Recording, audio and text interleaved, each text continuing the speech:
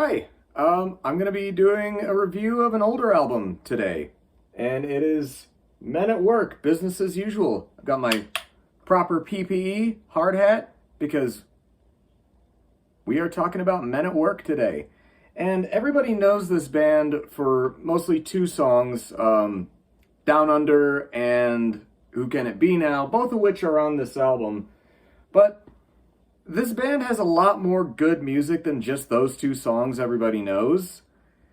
And yeah, that's what we're mainly going to be talking about here, is not the two songs of theirs that everybody's heard, but the deep cuts from the same album. And this was a huge album back in 1982. And having listened to the whole thing, I think it's a solid album. And I've noticed that paranoia and isolation are a running lyrical theme throughout the whole thing. The opening track, one of the two that everybody knows, is totally about the fear of, I guess, social interaction that a lot of introverts feel sometimes. I get that. I've felt like that before. And I gotta say, the saxophone on this is phenomenal. Like, not just on the two hits, but yeah, Greg Ham, credited here as saxophone, flute, vocals, keyboards, and fiddly things. Yeah, he's a great sax player. And some of the deep cuts that I really like on this are probably track 4, Underground, on side A.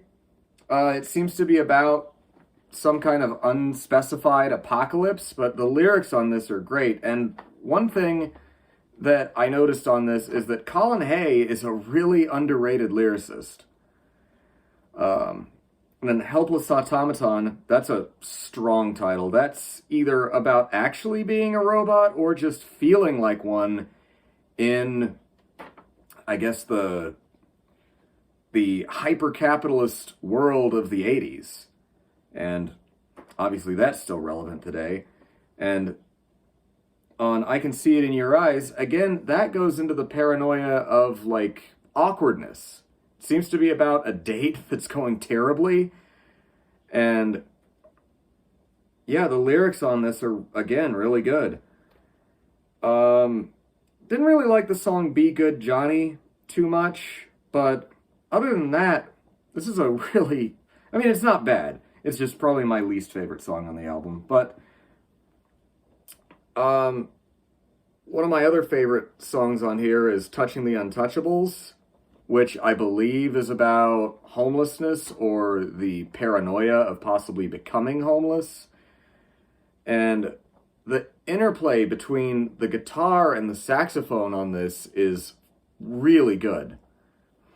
And then, of course, on To Catch a Star, there's a very kind of reggae-influenced rhythm section with the bass guitar and the drums. I like that quite a bit. The lyrics, again, about isolation, especially on the second verse, you know, it's way darker than you'd expect. This band, the band best known for Down Under, it's a lot darker lyrical territory than you would have expected if you just heard that song. And then Down by the Sea, kind of a slower song to end the album. It really does sound like, you know, you're just sitting by the coast watching the sun go down. And yeah, this is, again, I was not alive in 1982, but if I was my age that I am now then, I imagine I'd be into some of the edgier stuff from then. Like, I mean, this is my actual hard hat from work. I got like a Black Flag sticker on there. But one thing I do like about some of the more mainstream stuff that got big in the 80s is that just oddball type bands that didn't sound necessarily like a mainstream pop or rock band at the time, once in a while they would have just this massive breakthrough hit. And, you know, there's a reason this holds up. There's a reason that Who Can It Be Now briefly became a meme on Vine. I know we've all seen that Vine where they put the chorus of that song before that clip of the guy in the Big Bird costume kicking down a door. Like, memes and jokes aside, that is legitimately a good song, and there's a reason it became a hit. Just some other things here. I like this collage of the band and all of that right there. That's pretty cool. Another thing I noticed reading the liner notes here is that they went out, you know, and they thanked all of their tour crew in the liner notes. And any band or artist that gives proper respect to backstage workers, roadies, stagehands, lighting designers, sound guys, all of that, I have immense respect for that. And, you know, this makes me really kind of want to check out more of Men at Work's discography. And I know Colin Hay has had a pretty extensive solo career in addition to this. And I'm probably going to check that out too because, again, the guy's a very underrated songwriter.